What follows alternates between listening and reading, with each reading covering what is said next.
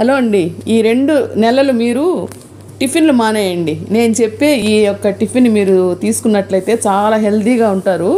చాలా మంచిది కూడా అండి. దీన్నే మనము రాగి అంబలి అంటారు. చాలామందికి రాగి సంగటి చేయవచ్చు, కానీ రాగి అంబలి ఎలా చేయనో తెలియదు.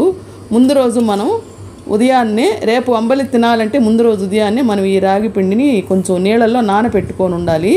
వీలైతే కొంచెం ఎండలో పెడితే ఇంకా మంచిది అనమాట, ఫర్మెంట్ అవుతుంది. ఉప్పు కావాలి. మనం రేపు అంబలి తినాలనుకున్నప్పుడు ఇది ముందు ప్రిపరేషన్ చేసుకోవాలి. ఈరోజు ఉదయం దీన్ని నానబెట్టుకోవాలి రాగి పిండిని.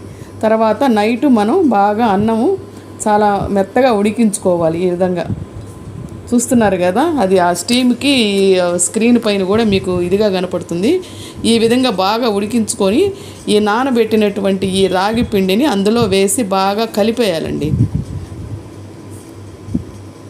అప్పుడు మనం కొంచెం ఉప్పు కూడా వేయాలి. చూస్తున్నారు కదా, ఇది బాగా కలపాలి. ఆ అన్నంలోకి ఇది బాగా కలిపి కొంచెంసేపు బాగా ఉడకాలన్నమాట. ఆ రాగి పిండి ఆ అన్నంలో ఉడకాలన్నమాట.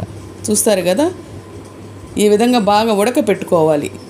ఇది రేపు మార్నింగ్ బ్రేక్ఫాస్ట్ అండి. ఇది షుగర్ పేషెంట్కి అయితే సూపర్. ఈ విధంగా ఉడికిపోయేది ఫ్లఫీగా తయారవుతుంది. మీకు ఇంట్లో నూకలు ఉంటే కనుక ఇంకా మంచిది, అంటే హాఫ్ రైస్ అంటారు కదా, అది ఉంటే ఇంకా మంచిది.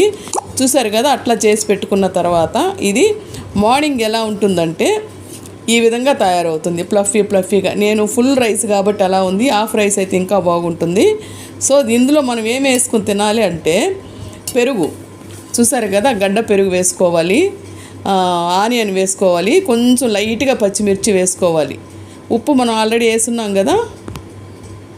ఈ విధంగా వేసుకొని అది తింటేనండి అసలు మధ్యాహ్నం వరకు ఆకలేదు, చల్లగా ఉంటుంది, బెట్ట తగలదు. చాలా హెల్దీ ఫుడ్ అండి ఇది. ఈ 2 నెలలు టిఫిన్లు మానేయండి, హ్యాపీగా ఇది చేసుకోండి. తర్వాత చలికాలం వచ్చినప్పుడు వేడివేడిగా దోశలు, ఇడ్లీలు అవి చేసుకోవచ్చు. ఇది చాలా హెల్దీ అంటే హెల్దీ అండి.